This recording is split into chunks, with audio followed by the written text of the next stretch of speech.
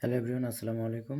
আপনারা অনেকেই জানেন যে এনসিপি নেত্রী সুরভিকে 50 কোটি টাকার চাঁদার দাবি যে অভিযোগ নিয়ে এসে তাকে গ্রেপ্তার করা হয়েছে। মূলত এই ধরনের কোনো অভিযোগ তার বিরুদ্ধে নেই। তো বাংলাদেশ প্রশাসন, বাংলাদেশ পুলিশ এখন বর্তমান যে আচরণ করতেছে সেটা হচ্ছে সেই ফ্যাসিস্ট আমলের যে আচরণ, সেই আচরণ। তো মূল কথা হচ্ছে সেই সুরভি। তো আমরা আরও কিছু কথা বলবো, তার আগে এই ভিডিওটা আপনারা দেখে যাবেন।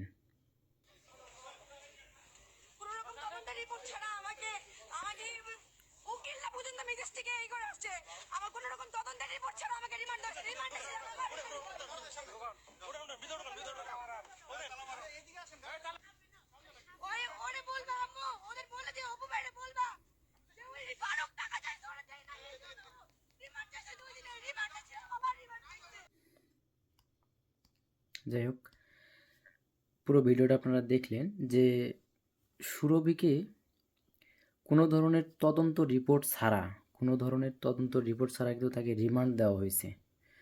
তো যদি একজন আসামি থাকে তাহলে তার বিরুদ্ধে তদন্ত হবে, তদন্ত হওয়ার পর সে কী হবে, রিমান্ড দেবে। বাট সুরভির বিরুদ্ধে তদন্ত রিপোর্ট ছাড়া তাকে রিমান্ড দেওয়া হয়েছে, প্লাস তার কাছে টাকা দাবি করা হয়েছে। এই যে এসআই ফারুক নামে যার নাম সে উচ্চারণ বলল মুখ দিয়ে, তো এসআই ফারুক কিন্তু তার কাছে টাকা দাবি করছে, যার কারণে টাকা দিতে রাজি না হয় তাকে কিন্তু রিমান্ড দেওয়া হয়েছে। তো বাংলাদেশ প্রশাসন আবারও সেই আওয়ামী আচরণ করতেছে। তো এই প্রশাসনের ভিতরে যারা আওয়ামী দোসররা আছে, আওয়ামী চামচারা আছে, তাদেরকে বের করতে হবে। তা না হলে বাংলাদেশ কখনোই বাংলাদেশ হবে না।